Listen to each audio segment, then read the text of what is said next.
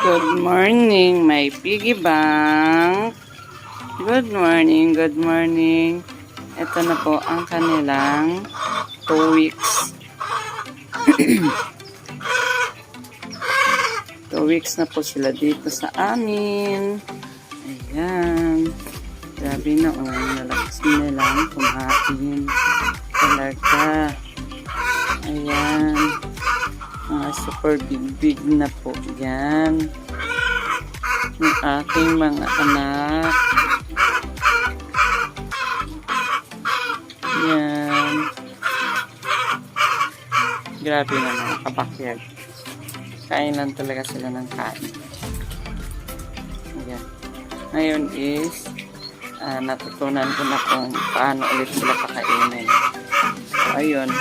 Back to normal. Hanggat may limit sila, tagkakalahating kilo dapat sila in 1 day. Pero syempre, para mas gusto natin mas madaling lumaki, kailangan talaga natin silang dagdagan. Yan. Yan. Mas mabilis po kasi ang kanilang paglaki pag dinadagdagan natin ang kanilang pagkain. Hindi tayo nagbe-base lang sa sukat ng feeding guide sa mga feeds nila. Ayan. Dahil tapos na ang aming reunion at ang dami naming mga galaan. Back to normal ulit ang life ng kabakyard. So, ayan. O, ano yan, anak? Sabihin ako sa'yo, alam mo ba ginip ko? O, ano yung panaginip mo? Ano ba ginip ko? Biglang sumingit ang aking anak ng kabakyard. Yan, Ano ba ginip ko? Oo. Sa pagkinip ko, baya-baya mo lang ako balik ko sa pool mama sa yung sa balayong pool mama, baya-baya mo lang ako niligo. Ay, panaginip lang yan kasi mga kabakyard, bawal siyang dalhin sa may mga swimming pool. Kaya napapansin nyo, pag ako ay lumalakad, wala po talaga siya, hindi siya sinasama kasi minsan nangyayari sa kanya na inatake siya sa swimming pool. So ayoko na maulit yung ganang pangyayari dahil ang tagal siyang ni-revive. Kaya iyan, hindi ko na talaga siya sinasama mga kabakyard kasi once isasama ko siya, hindi po siya makapagpigil na hindi talaga siya maliligo. So ayun, para hindi na lang madisgrasya ang aking anak, talagang iniiwan ko po siya. Ayan. Balik tayo dito sa ating mga piggy bank. Ayan. Back to normal life. Ayan, magiging busy na naman si kabakyard sa mga sa paginip ko mga napapadula sa mama. Ay, nakita mo sa video. Nakita mo yan sa video. Sa paginip ko lang. Oo. Ayan, dahil nag-ulan na, may mga bago na naman kami ditong tanim na Indian mango. Ayan. Nakaraan, pa dito, puros damo pa to dito na area. Ayan lang, tanging mga saluyot na lang natitira dito. Nalinisan ko na din yan dyan na konti kasi naman ko dyan na alugbati. Ayan. So, itong mga saluyot is masarap ulamin. Ito, konting update lang, mga kabakyard. Back to normal life tayo. Ayan, magiging busy na kasi ulan na ng ulan dito sa amin ngayon. Pero sabi sa news is magiging dito, magiging El Nino, mas maapektuhan ang Mindanao. Pero sana, huwag naman po Lord, kasi kawawa ang aming mga tanim. Ayan, konting silip dahil busy-busy ang ating mga chicken. Ayan, may screen po kasi katatapos ko lang magpakain sa kanila. Ayan. Tapos doon yung iba, kita nyo sa may mga pugad. Ayan, meron ng mga nangingitlog. Maaga pa sila nangingitlog mga kabakyard. Ayan. Dito tayo sa kabila. Ayan, ang ating mga chicken.